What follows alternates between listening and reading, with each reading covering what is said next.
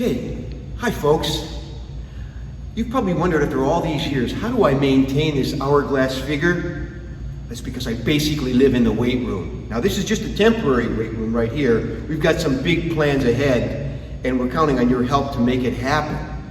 Because just like me, this weight room needs a little bit of a facelift. And you can make it happen by cashing in some of that Google stock and we'll get us a brand new weight room. And they tell me that if all goes right, they're gonna get me a fridge and a futon for upstairs. So make my dreams come true too. Thanks. See you at the juice bar.